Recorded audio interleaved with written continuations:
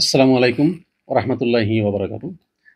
আলোচনার অংশ বিশেষ যে বিষয়টি নিয়ে আসছি সেই বিষয়টি হচ্ছে গতকাল রাত্রে থেকে যে আলোচনাটা শুরু হয়েছে সোশ্যাল মিডিয়ায় ব্যক্তি বিশেষ থেকে শুরু করে সর্বমহলেই।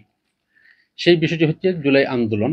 জুলাই আন্দোলনের সাথে যে সমস্ত সমন্বয়ক নামধারী যে সমস্ত ছেলেরা বিভিন্ন ধরনের সাথে জড়িত জুলাই আন্দোলন, এই জুলাই আন্দোলনের মধ্যে আমাদের যে কিছু সমস্যার সম্মুখীন আমরা হলাম সেটা হচ্ছে যে জুলাই আন্দোলনের সাথে তার বিভিন্ন শাখা উপশাখা বিভিন্ন বিষয় আছে। এর মধ্যে বিভিন্ন ধরনের দুর্ঘটনা ঘটেছে, চাঁদাবাজ সেটিংবাজ বিভিন্ন ধরনের সমস্যা। তো এর পাশাপাশি আমি এর আগে একটি আলোচনায় বলছিলাম যে আমরা কাউকে বা কোনো ব্যক্তি বিশেষকে দোষারোপ করার আগে অনন্তপক্ষে আমরা নিজেরা যেন আগে নিজেদেরকে আগে কি করি, দোষারোপ করি, অর্থাৎ নিজের সাথে আত্মসমালোচনা করি। কারণ হচ্ছে দুই একটি উদাহরণ চাক্ষুষ প্রমাণ এবং আমার চোখের সামনে জায়গা ঘটনা ঘটেছে যে বর্তমান সময় আমি মনে করি আমি নিজের লোক ব্যক্তি বিশেষ ওয়ালিদ বা আমি নিজেও সঠিক নয়। কিভাবে সঠিক নয়? আমার ভিতরে অন্তরে সামনে পিছনে ডানে বামনে আমার সাথেই আমার রক্তের ব্লাডের সাথেও স্বৈরাচার মিশে গেছে। মানে একদম উদাহরণ একদম পারফেক্ট। ওই হিসাবে বললাম যে অন্য কাউকে দোষের আগে আগে নিজে দোষারোপ করি, নিজে আত্মসমালোচনা করি।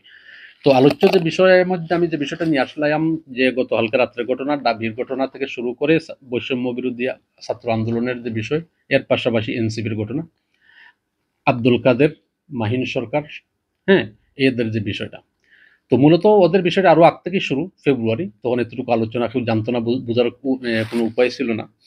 তো মূলত হচ্ছে ওরা প্রকৃতপক্ষে, হ্যাঁ, সাথে রিফাতের নামটা শরিক হয়েছে। তো প্রকৃতপক্ষে ওরা যে একদম পারফেক্ট ছাত্রলীগ স্বৈরাচারের দূষর এবং ওদের সহকারী ওদের সহযোগী, এটা একদম পারফেক্ট। মানে এখানে আর কোনো ধরনের কাল্পনিক গল্প বা কোনো উপমা নাই, একদম পারফেক্ট সত্য। তো হিসাবে যে বিষয়টি বলতে চাই যে আমি যে বিষয়টা আলোচনা লেখার যে বিষয়টা আমি নোট করেছিলাম আলোচনা নিয়ে রেডি করার, যে এইসব সন্ত্রাসীদের পক্ষে, সন্ত্রাসী বলতে ছাত্রলীগকে বুঝালাম, যে এইসব সন্ত্রাসীদের পক্ষে বা পক্ষ থেকে ধন্যবাদ পাচ্ছে কারা?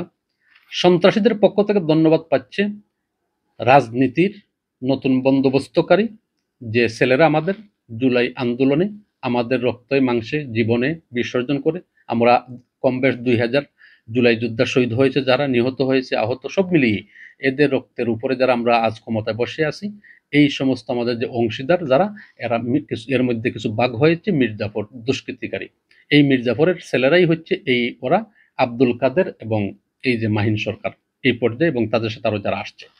তো মূল বিষয়টি হচ্ছে যদি হাসিনা ক্ষমতায় টিকে যেত, যে আলোচনাটা যদি হাসিনা ক্ষমতায় টিকে যেত, তবে কাদের ও মাহিন সরকার ওরা কি করতো, ওরা যে বিষয়টা বাজারে আলোচনা নিয়ে আসছে না, ওই সম্পূর্ণ দায় দায়িত্ব এবং সম্পূর্ণ ঘটনার বিষয়টি ওরা চাপিয়ে দিয়ে দিত ওরা অটোভাবে ছাত্র শিবিরের উপর, আর বিশেষ করে উল্লেখযোগ্য এই সাদিক কায়েমের উপরে অটো চলে আসতো। তো চাপিয়ে দিত জামা শিবিরের উপর, কিন্তু বিশেষ করে সাদিক কায়েম ও এস এম ফরহাদের সাথেও কাঁধে ওইটা চলে আসতো। তো বিশেষ করে এতে তারা হাসিনা ও ছাত্রছাত্রীরা, এতে তারা হাসিনা ও ছাত্রলীগের কাছ থেকে ধন্যবাদ পেত। আবার পুলিশ আওয়ামী লীগ পুলিশ আওয়ামী লীগ এবং ভারত মিলে জামাত শিবিরকে একদম জামাত শিবিরের একদম বংশ বিস্তার ধূলিসাৎ করে দিয়ে দিত যদি এই সুযোগটা পেত ওরা। আচ্ছা, এই কারণে